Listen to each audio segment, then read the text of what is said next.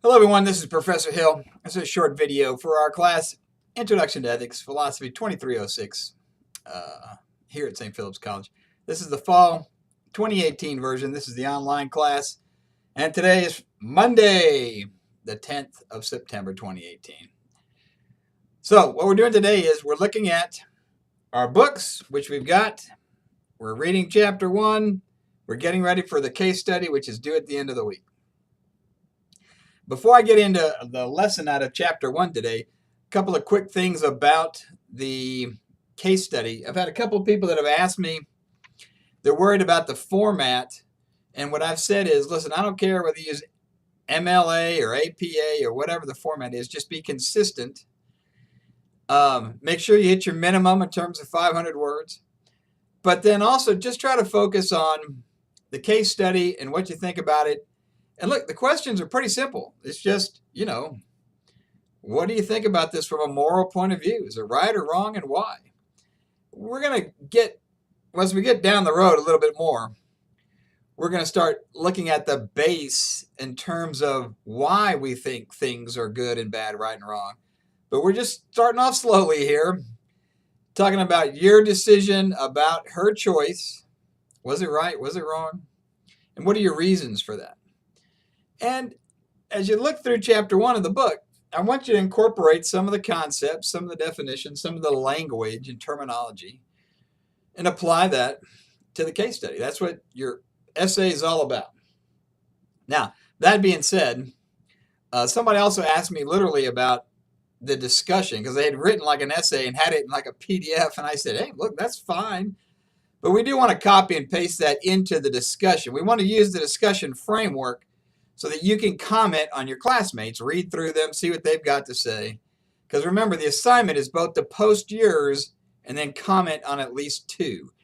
And on that point, let me also just remind people that, because some people were concerned that they weren't sure about how this worked with the very first thing we did, which was just the welcome and introductions. And the assignment was make a contribution and then comment on at least 2 of your classmates.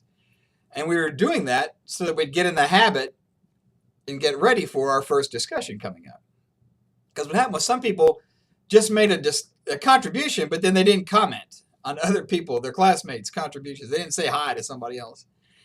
And they got a 0, and then they were freaking out like, wait, what's wrong? And I said, well, you didn't do the assignment. Circle back, comment on at least 2 of them, and then you will have finished the assignment. So there were some people that needed to, again, just kind of figure out how this is going to work.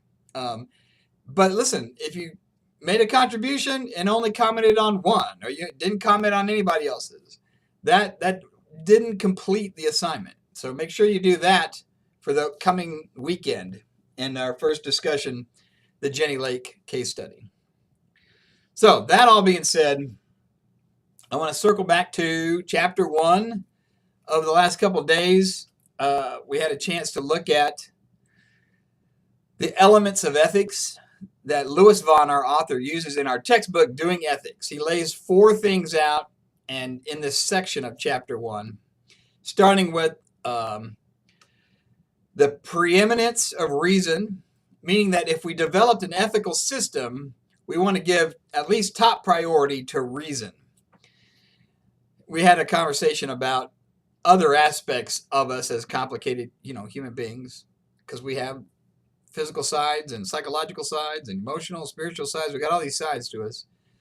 My advice was at least just have reason be preeminent. That's what I like about his section there, even though he was really getting down on the emotions and the other aspects of our human nature. But we then looked at 2 things which were kind of 2 sides of the same coin, and that was the universal nature of norms and applying them impartially, meaning that if you're going to have a rule that needs to kind of apply everywhere, and we talked about that and raised the issue of what does everywhere mean? Does that mean in a society? Does that mean globally? The language they use is universal. But we'll come back to that. The impartial things seem to make sense to people as well, which is that, look, if you got a rule, it needs to apply to everybody evenly. That's just a kind of a basic concept of fairness. The last of the four is the one I mentioned tonight, the dominance of moral norms.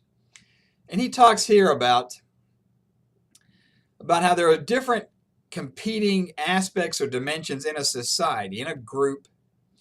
They have different norms that sometimes come into conflict. And what he says is that the moral ones are the ones that are going to win out in the end.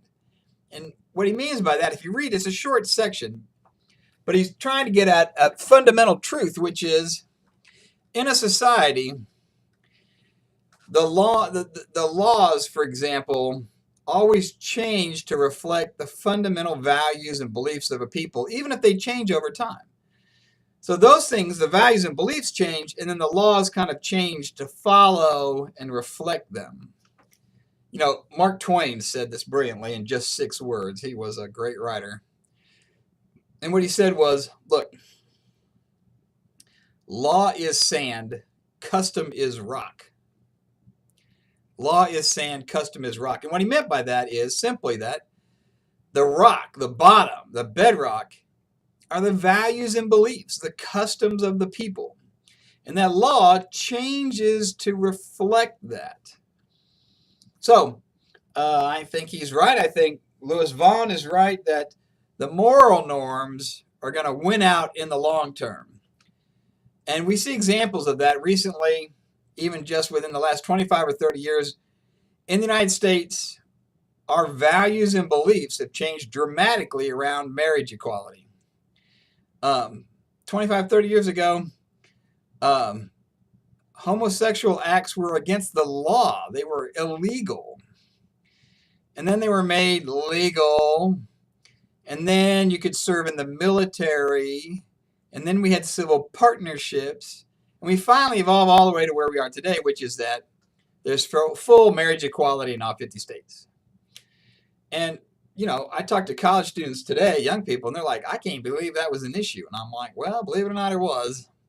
But it's one which is an example of something that's changed very rapidly in a short period of time.